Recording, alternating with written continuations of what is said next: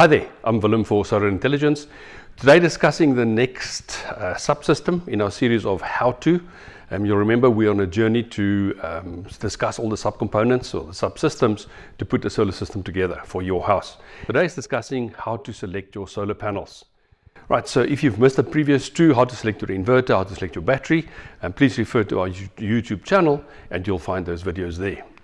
Right, so just to sketch again what we are busy with, designing a solar system or understanding the subsystems of your solar system.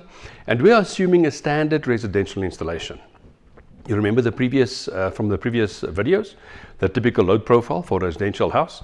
We can assume that same residential load profile and still a hybrid system. You remember a hybrid system, it has both generation or harvesting energy from the sun with the solar panels, and then obviously storage in the battery to offer a bit of backup power. So we're assuming that is what we are looking for, and we design a system with those requirements.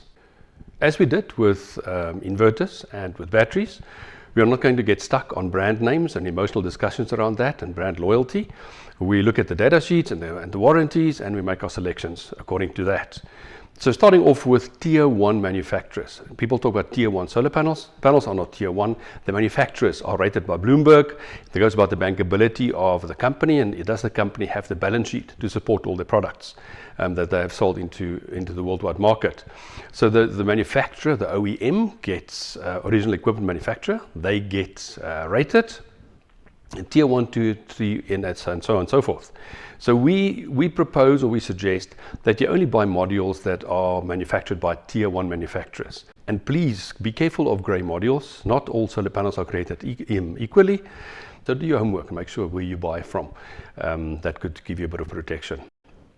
Okay, so typically the warranty of the solar modules will give you either a 10 or a 12-year physical guarantee. So the panel the warranty of the panel actually specifies that the module will not rust and break and fall apart in the first 10 to 12 years, either 10 or 12 years, the guarantee depending on the manufacturer.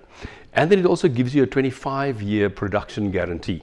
So most modules have the same standard that they'll advertise in the brochure and in the warranty that in 25 years the module will not lose more than 20% of their capability to harvest energy over that period. So typically in the first year it's a bit more quick, the decay or the degradation of the solar modules. So the first year a bit quicker, and then after that it's a linear line where the panel slowly degrades, and after 25 years it will still offer 80% of the capability that it had when it was new. And then another thought maybe with regards to the manufacturers. So if you decide, yes, I'm going to use a tier 1 manufacturer, I'll buy only tier 1 manufacturer solar panels, maybe just give some thought as to how long this manufacturer has been in the country. There are quite a few tier 1 manufacturers, and not all of them are in South Africa. So obviously if your modules are on the roof, you want them to still be supported 10 or 15 years or maybe even 20 years later. The question that you've got to ask yourself is, what is the likelihood that this manufacturer is still going to be in South Africa? So if this manufacturer has been in South Africa for 5, 6, 7 years, one can safely assume that they've established themselves in the market. They obviously have a big or a decent share of the market, and they will continue being in the country. There's no guarantee to that, but that's just the assumption that one can make. If there's a new tier 1 manufacturer that enters the country, well, it might be that they will be in South Africa for a year or two and not get the return on their effort to be in the country, and then they'll exit the country again. And then you end up with solar modules in South Africa that you've bought now from this OEM, from this manufacturer, and they're not present here anymore. So you're stuck with support. So maybe use one of the manufacturers that have already been in the country for a while and that are nicely established in South Africa. Right, so now we've got some standards of the solar modules that we are going to buy. And by the way, solar modules and panels, we use that term interchangeably. The more formal way to talk about solar panels is to call them modules. So either way, solar module, solar panels. Right, so we've decided now which ones we're going to use. The next question we've got to ask is how much or what size this PV generator must be. And often people say, must buy the bigger panels, or how many panels? That is not the right question to ask. If you buy small little panels like this, maybe a 50 watt or 100 watt panel, well, you're going to need multiples of those to get to the right amount of solar power that you need on your house. But if you buy big 600 watt panels, maybe you only need 3 or 4 of those, and that will be enough solar power for your house. So the question to ask is how many panels I need? That's not the right question. The right question to ask is, how much power do I need to get from my solar panels per day to make enough energy to supply my needs? Okay, so it's not about the amount of panels, it goes about the amount of energy that you're getting from your solar panels.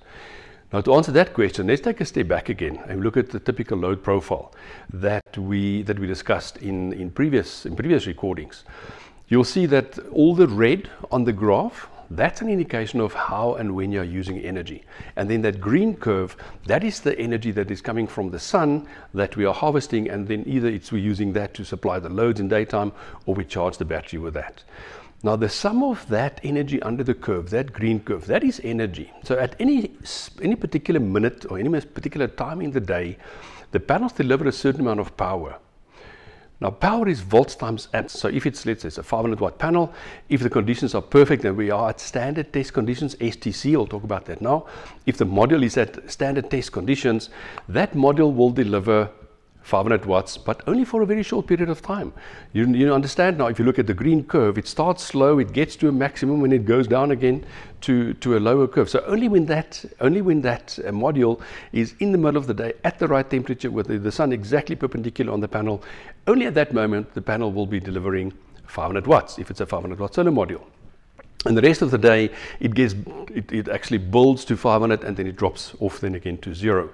So we need to understand how much energy is under that curve. So if we add all that power and we times it with the time, right? Energy is power times time.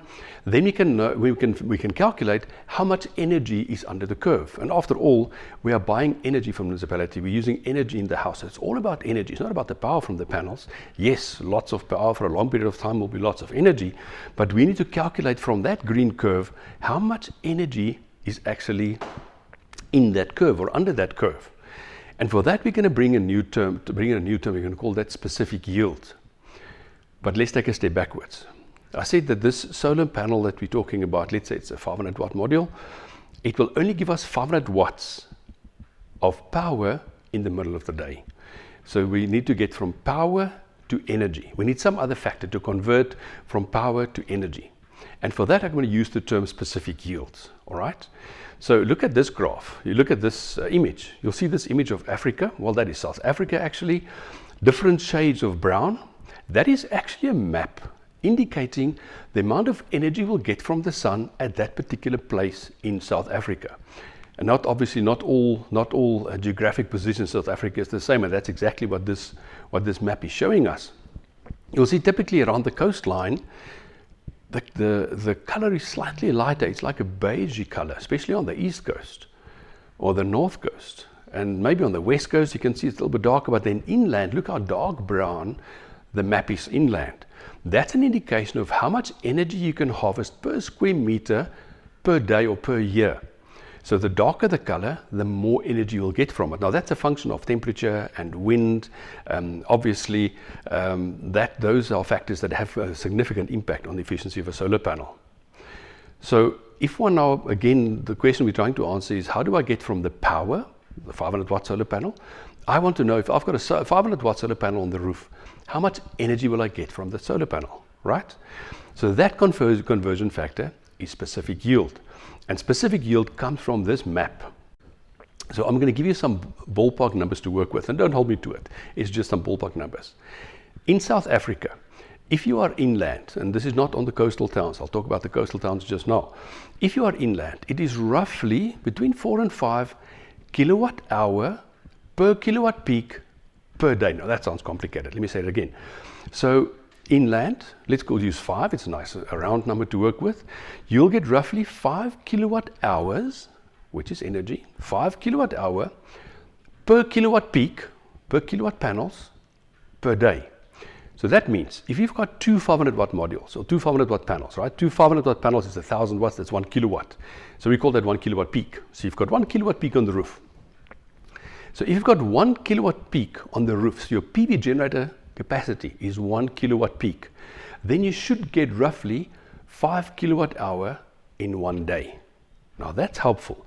So if I know that I use 20 kilowatt hours in one day with my essential items that I've wired now to my inverter, remember from previous discussion how you split the dB, split the dB. If I use 20 kilowatt hours in a day. So I want to harvest from the sun 20 kilowatt hours to charge my battery and to power the items in the house.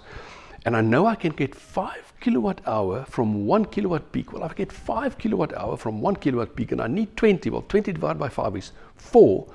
So if I've got 4 kilowatt peak on the roof, I should get 4 times half is 20 kilowatt hour in one day. All right, so how many panels do I need to get 4 kilowatt peak on the roof? Well, I've installed 500 watt panels. Well, 2 500 watt panels is 1 kilowatt, so I need 8 panels. So if you've got 8 panels on the roof, 8 times 500 watts is 4 kilowatt peak. 4 kilowatt peak times 5 times 5, the specific yield, gives me 20 kilowatt hour per day. Does that sound like a lot? Maybe just listen to this section again, because this is really quite significant to understand how to put or to calculate how many panels you need to put on the roof. Then you've got to decide what size solar panels I'm going to fit on the roof.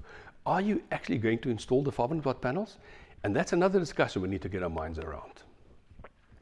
Is bigger better? You have heard so many people saying that the big solar panels, and often I get new customers saying, Willem, I want to buy the 600 watt panels, the bigger panels, the better, they're much better. Well, let's take a step backwards again. Does it go about the size of the panel, or does it go about the cost per watt? So bigger panels cost more, smaller panels cost less. So how do you compare the cost of the panel, smaller versus bigger? Well, talk about the rand per watt.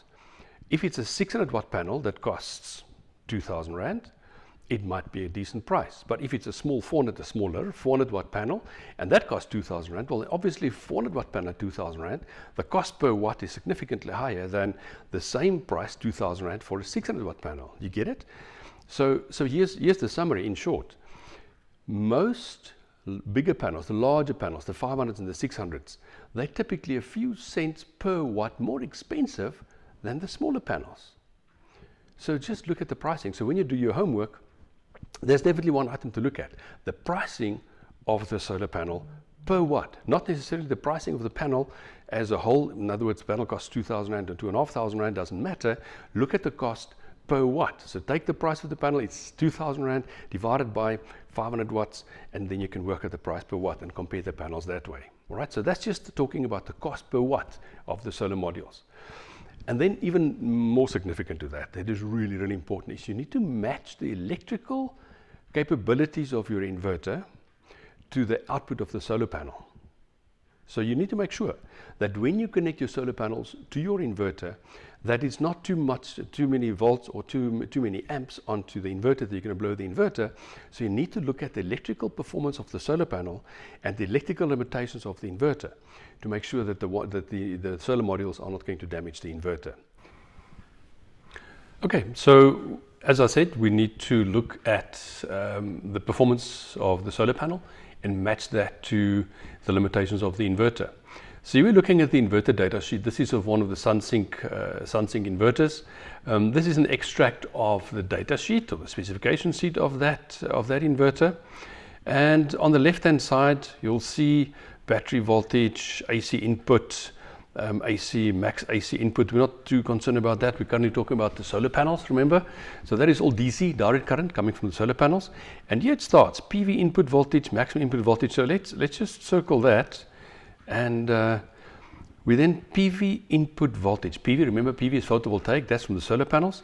So here we have a voltage of 370 volts DC, and then in brackets 125 to 500. Now this 370 volts DC, that is the sweet spot. That is the point or the voltage that you must aim to get to that kind of voltage. Now how many panels will that be? Will that be 3, 4, 5, 6? How many panels do you have to string in series to get to that voltage?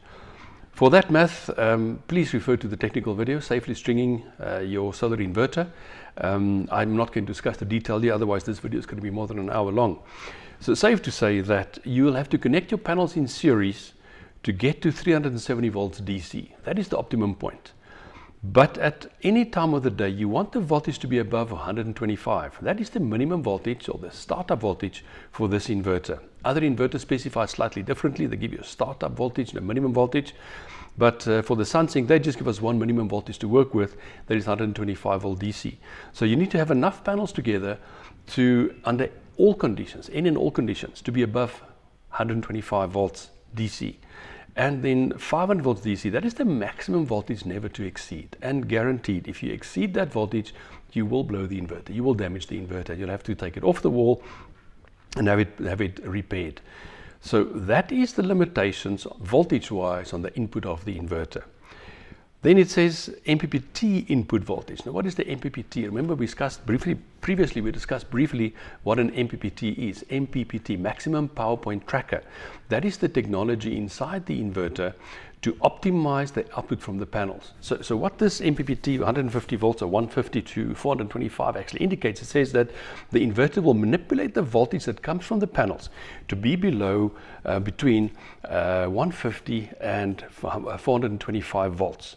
So when we design the solar string, and again, we'll see this in the technical video, we aim to always be above this 150 volt DC, because that's something that the MPPT is limited to. The MPPT cannot up the voltage that come from the solar panels. But we plan to be below 500. We don't plan to be below 425. We plan to be below 500 volts because the MPPT, if it's doing its job, it'll pull that extra voltage down into the MPPT range and just extract more power from the panels. So we designed to be below 500. We designed to be above 150. And if those are the limitations of the inverter, we need to understand how the panel performs so that we can get the voltage to be between those two ranges. You get it? That is just voltage-wise. Let's talk about amps now. PV input current, we'll see there are two of them. There's PV input current and there's max PV ISC. Now what is this now? PV ISC we'll see just now. When we look at the spec sheet or the data sheet of the solar panels, we'll see what ISC and IMP is, and just a brief discussion on that, more in the technical discussion video. But for now, you'll see that there's 13 plus 13 PV input current. So this inverter has two MPPTs. In other words, it has two separate individual input channels, input MPPT trackers, two different trackers. And the limitation of them is 13 amps under operating conditions. So under normal conditions, 13 amps.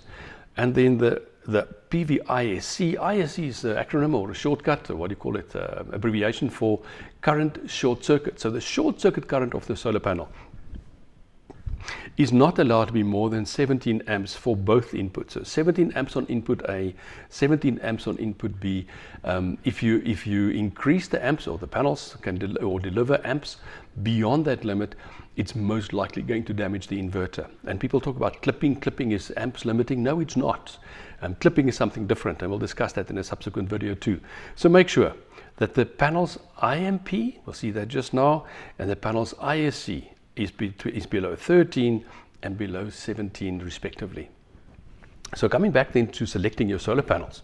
So next we're going to look at the data sheet of the solar panel. Safe to say that if you select the very large solar panels, often these amps limitations is actually so much of a limitation that you can't get enough power onto the panels because the amps are too high or the volts are too high.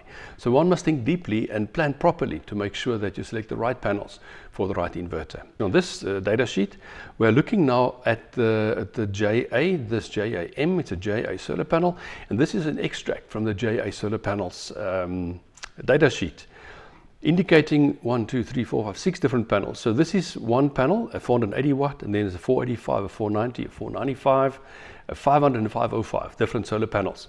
And it gives you all the electrical performance of the different panels under certain conditions. All right, so we're going to look at just one of the solar panels, just to make it simple. So let's look at this. Let's look at this solar panel. All right, the maximum rated power of the solar panel is 480 watts. That's what you can expect from the solar panel under optimum conditions. What are those optimum conditions? And you'll see here we talk about STC. STC is standard test conditions. So when these panels are manufactured, they are tested under certain conditions so that if I compare one panel with the other, they all tested under the same conditions, right? So STC is 25 degrees centigrade, and you'll see here it is. 25 degrees centigrade, 1000 watt per square meter, and 1.5 atmospheres. But I'll discuss that in the technical video that I already referred to. So this solar module will give us 480 watts under STC, standard test conditions. And there is VOC, volts open circuit, VMP, volts maximum power. And here we get to ISC and IMP. Remember when we looked at the inverter just now, we said the ISC must be below 17 amps. Well, here the ISC is 13.65, which is fine. IMP is 12.76, and we saw on the inverter spec sheet, if I quickly jump back there, you'll see input current under normal conditions is 13 amps. So to go back over here, we're at 12.76. That is fairly close. And be very careful. Not all installers or not all designers are actually considering that. This panel will give us 13.6 or rather 12.76 maximum power under certain conditions, 1,000 watt per square meter. But remember the map we looked at earlier, the shades of brown on the South African map? That's an indication of how many watts we will harvest from the sun at that particular location. So if we can harvest more than 1,000 watt per square meter, then the amps of the solar panel will increase virtually linearly to the same ratio. So if the irradiation that we measure here in South Africa is up to 1,100 watt per square meter, that's a 10% increase.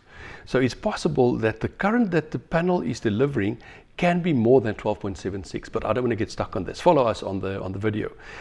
So my rule of thumb is I add 10% on that. And if you add 10% of 12.76, well, that's another 1.2 amps. Another 1.2 amps on that, it actually will take us beyond 13 amps, which is more than what the inverter can handle. So I would not install this panel on the inverter we looked at just now. You get it? So matching your solar panels to your inverter is really not as simple as just selecting a panel and just selecting an inverter and go and wire it up. You have to be careful to make sure that the inverter and the panel are matching. All right. So we talk about ISC and IMP. So it's the short circuit current, the maximum power current that needs to match with the solar, with the inverter as we just discussed. And then there are two other voltages or two other parameters. The voltage VOC is the open circuit voltage. Remember we saw on the previous slide that the open circuit voltage must never be more than 500 volts. That's the limitation of the inverter. So here the panel's VOC is 45 volts. So 10 of these modules together will give us 450 volts. And again, there's an increase, and that's a temperature coefficient issue. And I'm not going to discuss that. That really gets quite technical. Again, for that, add 10% on the panel's performance, because if the panel gets really cold, the voltage will increase.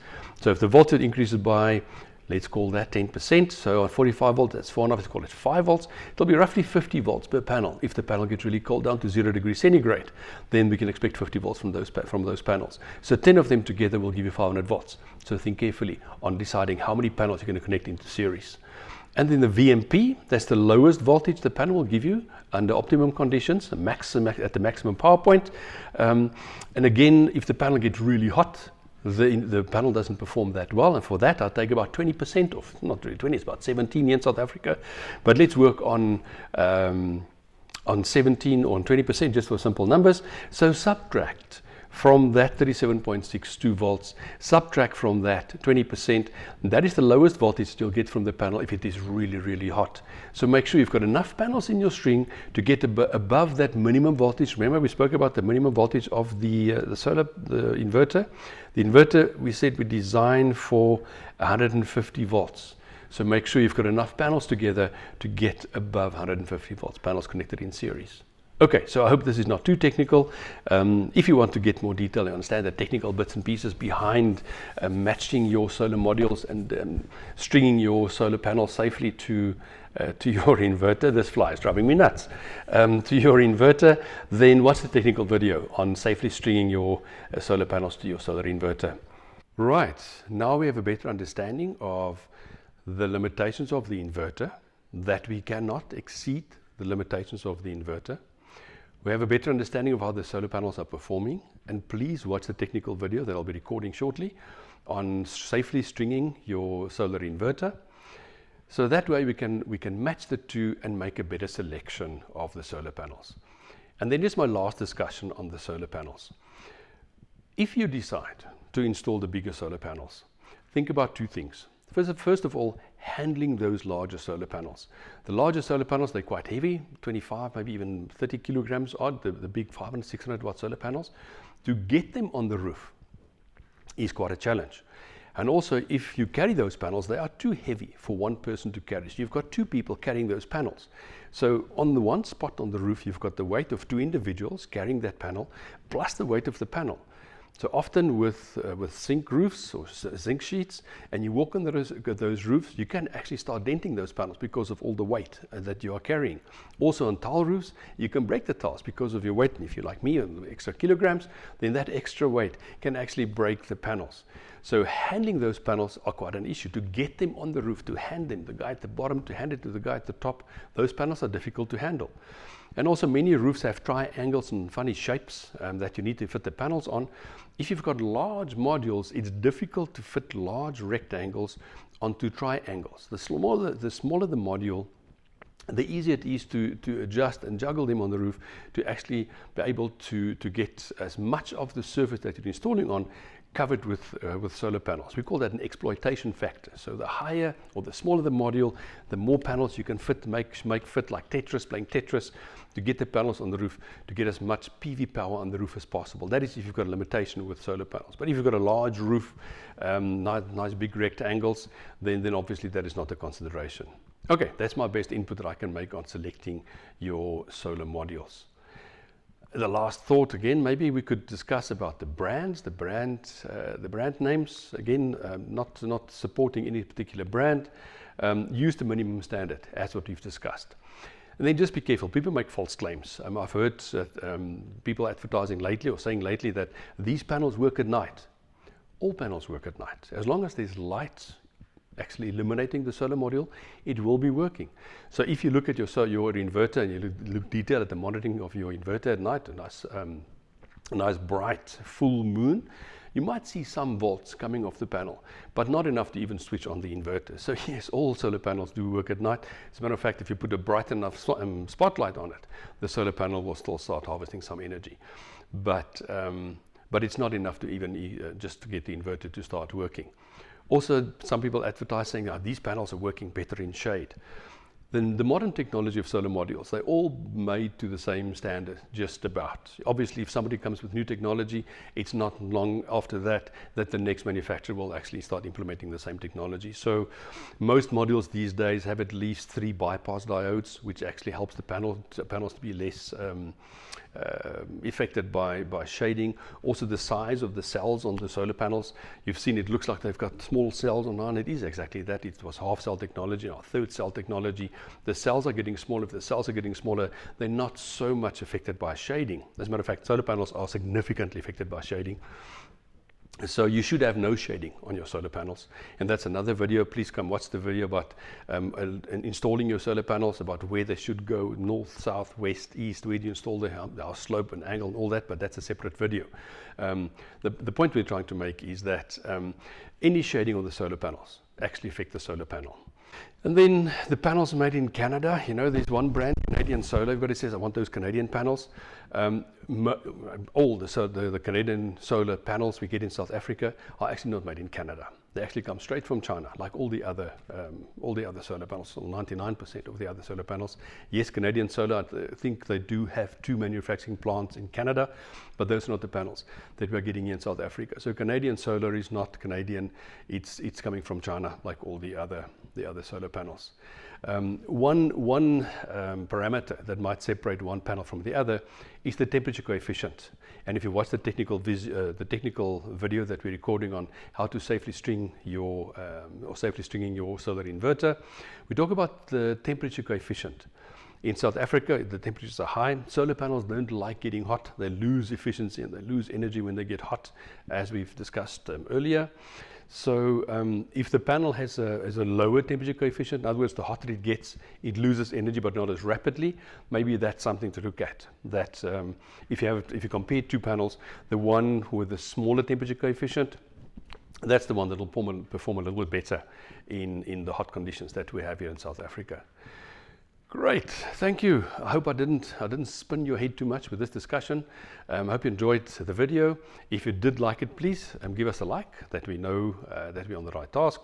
And if you want to see the next videos, we'll be releasing 2 videos a week at least for the foreseeable time. Ring the bell at the bottom, subscribe and notifies, switch on notifications so that you can follow us for the next video. See you. We love the earth, it is our planet.